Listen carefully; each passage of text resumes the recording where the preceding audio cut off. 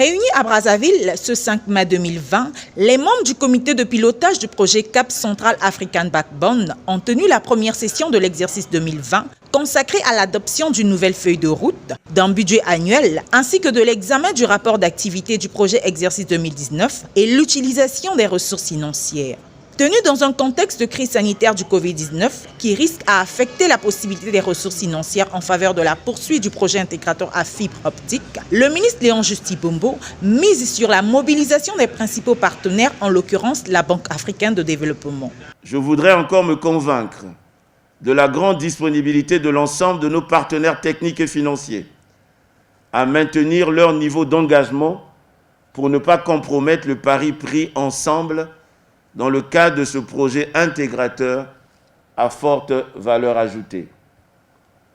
Il reste évident que l'impact financier et technique du Covid-19 sur la construction de cette infrastructure nous appelle tous à plus d'efficacité et d'efficience dans l'utilisation des ressources disponibles pour l'accomplissement progressif des besoins du projet. Par ailleurs, Franck Siolo, président du comité de pilotage, a fait une synthèse sur la dite rencontre. Le projet est fait de sorte que la BAD finance le gros des travaux, puis l'État vient en concours à hauteur de 21%. Bon, jusque-là, avec les difficultés actuelles, l'État, c'est vrai, a du mal à pouvoir suivre les engagements, mais nous sommes en train de regarder si nous pouvons recadrer à mi-parcours pour voir qu'est-ce qu'il faut réorienter vers le budget BAD. Les priorités, on va les ranger peut-être en 3 rubriques. Il y a la construction du data center. Aujourd'hui, nous sommes à l'ère du numérique. Nous ne pouvons pas concevoir que nous n'ayons pas un centre de données national qui regrouperait en son sein toutes les informations, tout au moins dans le domaine numérique, concernant la population congolaise. Et donc la construction de ce data center est impérieux.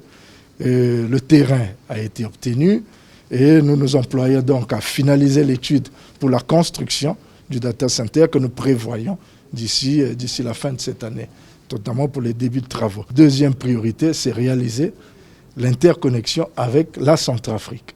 Et là, il y a des travaux en cours, puisque là, nous avons finalement conclu de pouvoir passer en sous-fluvial et les travaux sont en cours. Nous estimons que là aussi, nous pourrons atteindre cet objectif. Troisième priorité, l'interconnexion avec le Cameroun. Et là aussi, les travaux sont en cours.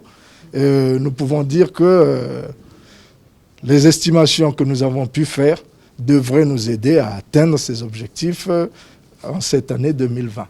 Notons que la réunion du comité de pilotage a abouti à l'adoption d'un budget de 15 milliards de francs CFA et d'un plan de travail. La BAD s'est déjà engagée pour cette phase de projet. Le projet contribuera au désenclavement du pays, à sa connexion avec les pays voisins. À côté s'ajoute l'impact en matière de création d'emplois et de développement rural.